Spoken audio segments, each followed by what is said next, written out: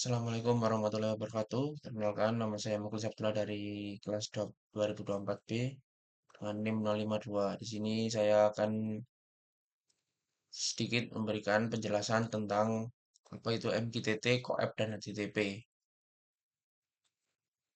Dalam pembahasan kali ini kita akan membahas 5 pembahasan. Yang pertama, pendahuluan. Dalam Internet of Things, komunikasi antar perangkat adalah fondasi utama untuk menciptakan sistem efisien yang berintegrasi berbagai jenis perangkat IoT yang meluncurkan protokol komunikasi dari sensor sederhana hingga perangkat komputasi yang sangat dikembangkan untuk memenuhi persyaratan dan keterbatasan setiap perangkat. Dalam dunia digital sekarang itu, IoT sudah tidak bisa dipisahkan lagi dan kehidupan manusia, karena semakin berkembangnya zaman itu pasti banyak pembaruan serta inovasi-inovasi yang terus dikembangkan. Salah satunya itu IoT. IoT sendiri itu bentuk efisiensi dari atau regenerasi dari yang dahulu itu manual. Sekarang istilahnya itu kayak eh, otomatisnya dan lebih simpelnya itu di IoT ini. Dalam topik kali ini tuh kita mencakup tiga protokol komunikasi yang paling umum dari sistem IoT. Yang pertama ada MQTT, CoAP, dan juga HTTP. Langsung saja kita ke selanjutnya. Oke, untuk definisi MQTT dan CoAP adalah MQTT yaitu kepanjangan dari Message Queuing Telemetry Transport Protocol adalah protokol lapisan aplikasi yang dirancang untuk perangkat dengan keterbatasan sumber daya dan dalam protokol ini dirancang untuk mengirimkan pesan dari klien ke broker ataupun sebaliknya. Protokol ini juga hanya mengandalkan TCP atau Transmission Control Protocol dan IP sebagai lapisan dasarnya. Jadi dalam MQTT itu sumbernya itu masih sangat terbatas ya dan kita nggak bisa ngirim pesan itu sesuai dengan kapasitasnya. Dan dasarnya juga IP itu pakai TCP Transmission Control Protocol atau kayak semacam enkripsi gitu. MQTT juga menyediakan Quality of Service atau COS yang dimana terdiri sebanyak dari 3 level. Yang kedua ada CoAP, yaitu Constraint Application Protocol adalah aplikasi protokol binder yang mendukung untuk layanan REST atau Representational State Transfer serta model permintaan respon seperti HTTP.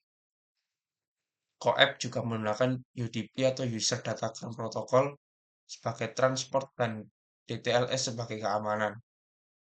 Dengan demikian, klien dan server berkomunikasi melalui tanpa koneksi datagram dengan keandalan yang lebih rendah. Di sisi yang sama, CoAP lebih banyak menawarkan fungsionalitas daripada MQTT, di mana kualitas cost atau quality of service-nya itu hanya terdiri 2 level saja. Yang bisa di-compare di sini tuh MQTT sama CoAP itu sebenarnya lebih canggihan CoAP ya, karena dia sudah pakai UDP atau User Datagram Protocol itu enkripsinya udah pakai jaringan. Kalau TCP itu masih enkripsinya manual dari klien ke broker atau broker ke klien. Stack OF sendiri itu pakai DTLS sebagai keamanan dan juga keandalannya itu lebih rendah. OF sendiri ya lebih istilahnya lebih canggih ya dari MQTT. Yang selanjutnya ada HTTP yaitu Hypertext Transport Protocol adalah protokol berbasis teks dan tidak mendefinisikan ukuran header dan muatan pesan, melainkan tergantung pada server web dan aplikasi pemrograman. HTTP menggunakan TCP sebagai protokol transport default dan TLS atau SSL untuk keamanan. Dengan demikian, komunikasi antara klien dan server berorientasi pada koneksi, HTTP juga tidak secara eksplisit mendefinisikan cost atau quality of service dan membutuhkan dukungan tambahan untuk itu. HTTP juga menawarkan beberapa fitur seperti koneksi persisten, pipelining permintaan, dan pengkodean transfer terpotong-potong. Ya, HTTP ini juga semakin umum karena dia itu pakai TCP sebagai transport protokolnya dan juga dia itu tidak mendefinisikan ukuran header dan muatan pesan. Kalau MQTT dan QF tadi itu dia kayak terbatas kita kirimnya itu harus beberapa pesan itu muatan pesannya itu terbatas atau headernya ukurannya. Sedangkan di HTTP ini nggak terbatas. Dia keamanannya juga pakai SSL. Jadi komunikasinya udah pakai koneksi atau jaringan antara klien server. HTTP juga tidak secara eksplisit mendefinisikan cost. Jadi quality of service-nya itu tidak terdiri. Sedangkan di MQTT sendiri itu ada tiga level, yang di CoAP ada dua level. Kalau di sini di HTTP itu nggak ada. Jadi dia lebih lebih lebih besar pastinya ukuran dan muatan pesannya karena kan itu nanti bergantung pada ukuran muatan pesannya. Otomatis dia nggak bisa banyak karena dibatasin. Oke, perbedaannya itu pasti satu dari aspek model komunikasi. Kita itu pakai publish atau subscribe klien dan broker. Kalau VoIP itu pakai request atau respon. HTTP juga sama. Protokolnya sama tadi sudah dijelaskan ada transport control protocol, MQTT dan HTTP, sedangkan CoAP itu pakai UDP atau User Datagram Protocol. Overheadnya itu sedang, sedangkan CoAP itu rendah, HTTP itu tinggi. Overhead ini masukkan itu muatannya, muatan pesannya. Kita itu bisa ngirim muatan pesan itu lebih besar dan lebih banyak itu pakai HTTP. Kalau pakai MQTT sama CoAP itu lebih rendah. Yang kedua itu selanjutnya efisiensi. Kalau MQTT itu komunikasinya itu real time. Jadi cocok untuk komunikasi real time. Kalau CoAP untuk perangkat terbatas saja karena sangat efisien. Sedangkan HTTP itu kurang efisien untuk perangkat terbatas.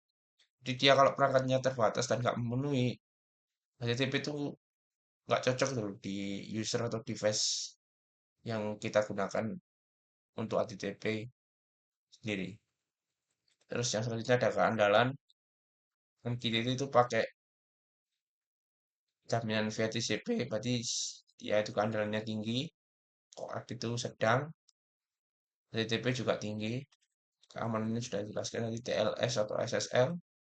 CoAP pakai diagram TLS, HTTP juga pakai SSL. Format pesannya itu tadi sama seperti overhead, ringan-ringan, binder maksudnya. Dan juga HTTP itu teks, ini panjang gitu. Jadi dia lebih kompleks. Terus yang selanjutnya ada kebutuhan broker. Kalau pakai MQTT harus pakai broker, broker sebagai perantara atau pihak ketiganya. Sedangkan CoAP dan HTTP itu nggak perlu. Kita langsung bisa akses ke si publishernya, nggak perlu ke brokernya. Terus yang selanjutnya ada skalabilitas, sangat skalabel. Berarti kalau MQTT itu pakai banyak perangkat itu bisa. CoAP terbatas, jadi dia nggak kayak MQTT. Terus yang ketiga ada HTTP itu skalabel, cuma overheadnya lebih tinggi. Di istilahnya dia anunya kayak lebih tinggi itu apa scalability lebih tinggi, kegunaannya juga lebih tinggi, hasilnya juga lebih maksimal daripada MQTT ataupun Coep. Terus yang selanjutnya ada konsumsi daya, kalau MQTT sedang, Coep juga rendah, dan TTP yang paling tinggi, karena yang lebih kompleks. Terus kompleksitas implementasi ini ada, kalau MQTT pakai perlu setup broker, jadi dia harus ada pihak ketiganya. Kalau Coep itu rendah, HTTP juga rendah. Kenapa HTTP rendah itu banyak citasinya itu banyak dukungannya. Sedangkan dari MQTT sendiri itu harus ada broker atau penyalurnya. Kalau di si HTTP itu langsung bisa diakses oleh si customernya atau konsumennya. Sedangkan kalau MQTT dan Coep, MQTT itu lebih ribet karena harus ada brokernya yang menerbitkan. Untuk dari sisi penggunaan standarisasi itu MQTT juga, MQTT. Untuk selanjutnya ada implementasi yaitu kalau MQTT cocoknya sistem monitoring suhu di industri. Kenapa? Karena itu komunikasinya real time dan mengandalkan model publish atau subscribe. Kalau Coep untuk monitoring kelembapan tanah di smart agriculture, alasan komunikasinya dilakukan tanpa broker dan efisien untuk jaringan dengan bandwidth terbatas. Kalau di MQTT kan kita harus tahu nih ya siapa yang mengirimkan, siapa yang menerima, yaitu dengan model publish dan subscribe. Sedangkan di Coep sendiri nggak perlu, karena itu mengefisiensikan jaringan banyak. Karena banyak-banyak jaringan itu juga nggak bisa maksimal kerjanya. Itu kalau di Coep. Kalau di HTTP itu di smart home ya, kita bisa tahu ya kontrol lampu dan lain-lain. Untuk sekarang itu bisa langsung dikontrol by smartphone atau yang lainnya. Alasannya karena mudah diintegrasikan dengan web yang ada. Karena webnya sudah ada juga, cocok untuk perangkat IT yang terhubung ke cloud. Nah ini cloud ini untuk penyimpanan. Di HTTP sendiri itu bisa penyimpanannya bisa besar, juga vendornya bisa tinggi. Selanjutnya yaitu kesimpulan yang terakhir adalah MQTT adalah pilihan terbaik untuk aplikasi yang membutuhkan komunikasi real time, skalabilitas dan keamanan tinggi, terutama dalam lingkungan dengan jaringan stabil. Kita perlu garis bawahi ya, jaringan stabil. Kalau nggak stabil dia nggak eh, hasilnya akan pasti jelek.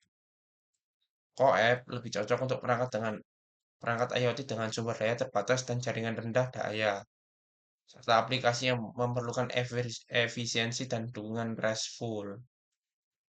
Sedangkan HTTP sendiri itu tetap relevan dalam IoT ketika integrasi dengan infrastruktur web atau cloud diperlukan, meskipun overhead-nya membuatnya kurang ideal untuk perangkat sederhana.